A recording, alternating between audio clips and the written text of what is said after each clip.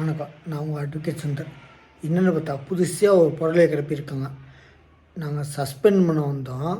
அது முன்கூட்டியே அந்த டிஎஸ்பிக்கு தெரிஞ்சு போச்சு. அதனால் நாடகம் பண்ணுறாரு. சார் எத்தனை வருஷம் சார்? ஒரு 7 வருஷம் வெயிட் பண்ணுங்க. நாங்கள் டிஸ்மிஸ் பண்ணலான்னு இருந்தோம். எத்தனை வருஷம் ஆச்சு? சரி, ஒரு 7 வருஷம் பொறுமையாக இருங்க, யோசனை பண்ணுங்கள். சஸ்பெண்ட் பண்ணாமல் வேணாமான்னு சஸ்பெண்ட் பண்ணலான்னு இருந்தாங்களாம். டிஎஸ்பிக்கு அவர் யார் சஸ்பெண்ட் பண்ணலான்னு இருந்தவர், அவருக்கு வேலை பார்த்த டிரைவர் சொல்லிட்டாராம். அதனால் டிரைவரும் சஸ்பெண்டு. சரவணன் சொல்லிட்டு ஒரு டிரைவரை சஸ்பெண்ட் பண்ணியிருக்காங்க. இது சரியாக போச்சா? நான் என்ன சொல்கிறேன், சஸ்பெண்ட் பண்ணுறதா இருந்துச்சு. அது முன்கூட்டியே தெரிஞ்சு ஒரு நாடகம் பண்ணுறாரு. எப்போ சார் நாடகம் பண்ணுவார்? நாடகம் பண்ணுறதுனா கொட்டை குனி. ஃபஸ்ட்டு வாட்டி கொட்டும் போது நாடகம் பண்ணியிருப்பார். கொட்டை குனிஞ்சுன்னு சொல்ல மாட்டார். அவர் கேட்டது 2 தான்.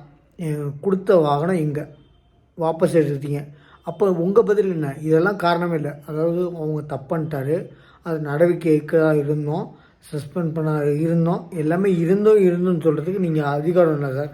நல்லா புரிஞ்சுக்கோங்க. அவர் பத்திரிகை நண்பர்களை கூப்பிட்டு பேட்டி கொடுத்தது தான் ஒரு காரணத்தை சஸ்பெண்ட் பண்ணியிருக்கீங்க. இதனால் சஸ்பெண்ட் பண்ணுறதா இருந்தோம் அப்படின்றதெல்லாம் நினச்சோம் காயப்பட்டதான் நினச்சோம் காயப்பட்டதான் ஒரு காரணமே இல்லை சார். நல்லா புரிஞ்சுக்கோங்க. உங்களுக்கு காரணமே இல்லை இதெல்லாம். அதாவது மேலதிகாரிங்க தப்பு பண்ணுறீங்க, நல்லா புரிஞ்சுக்கோங்க.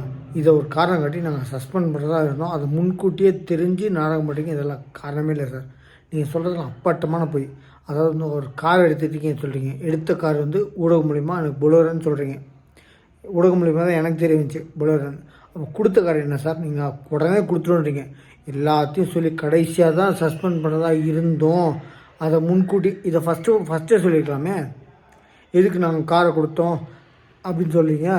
எல்லாத்தையும் சொல்லிட்டு முடியாத பட்சத்துக்கு நான் சஸ்பெண்ட் பண்ணுறது இருந்தோம். அவர் முன்கூட்டி இதெல்லாம் ஒரு சின்ன பிள்ளைகிட்ட சொன்னால் கூட நம்ப மாட்டாங்க சார். ஆனால் மானங்கிட்ட மாதிரி ஒரு பதில் சொல்கிறீங்க. நல்லா புரிஞ்சுக்கோங்க. மக்கள் உங்களை கவனிச்சுட்டு தான் இருக்காங்க. என்ன பொய் என்ன நல்லா தெரியும் சார்.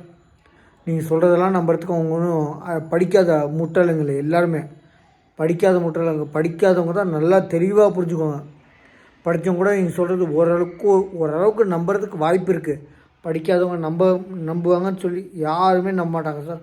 நீங்கள் சொல்கிற போய் காரை கொடுத்தோம், அது வேறு ஒரு காரை கொடுத்தோம், ஓடுற நிலைமை இல்லை, அதுக்கு வாபஸ் கொடுத்தோம், அதுக்கப்புறம் இப்போ சொல்கிறீங்க. எல்லா கதையும் சொன்னதுக்கப்புறம் சஸ்பெண்ட் பண்ணுறதா இருந்தோம். அந்த விஷயம் எங்ககிட்ட சஸ்பெண்ட் பண்ணுறவர் இருந்தவர் டிரைவரு கசிய விட்டார். அதனால் அவரையும் சஸ்பெண்டு. அவர் சஸ்பெண்ட் பண்ணால் நீங்கள் பண்ண தப்பெல்லாம் சரியாயிருமா? அவர் கேட்டது